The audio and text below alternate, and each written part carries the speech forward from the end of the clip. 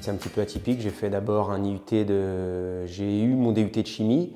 J'ai travaillé un petit peu dans ce domaine et puis il s'est trouvé que ça ne me plaisait pas forcément. Un salarié est parti de l'exploitation agricole de mon père. Je suis revenu normalement en remplacement temporaire et puis j'ai fini par rester sur la structure parce que c'était quelque chose de toute façon qui me plaisait depuis mon enfance. Et puis voilà, de fil en aiguille, je suis resté sur l'exploitation et puis l'idée de s'installer en association avec mon père est venue tout naturellement.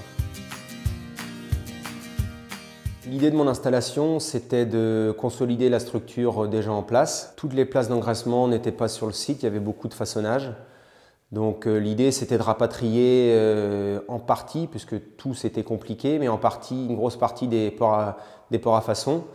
Donc l'idée d'un bâtiment neuf sur le site existant est venue là aussi tout naturellement, avec une consolidation des autres structures en place. Donc il a fallu aller d'abord monter le projet de bâtiment, puis ensuite, une fois la partie où on savait à peu près où on allait sur la partie financière, aller faire les démarches auprès des banques.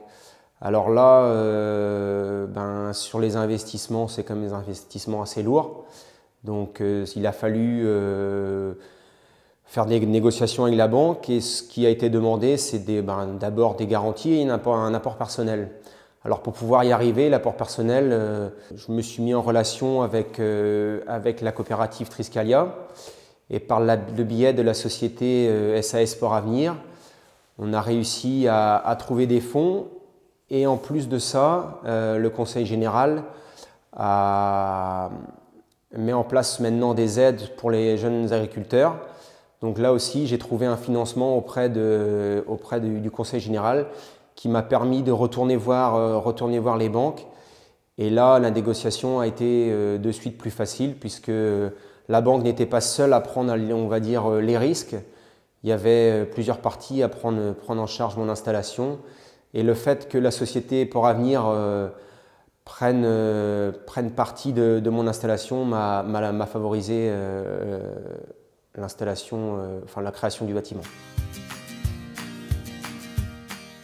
Le fait que le nouveau bâtiment soit mis en route, c'est une satisfaction. Puis c'est aussi, j'étais salarié déjà dans l'élevage familial, donc j'avais déjà de la gestion, mais c'était plutôt la partie technique. Donc là maintenant, c'est aussi la gestion de la partie financière, la gestion des salariés, et puis aussi tout ce qui en relève autour, toute la communication autour. Parce que quand on est salarié, on ne voit pas forcément tout ce qu'il y a autour, on fait notre boulot, puis voilà.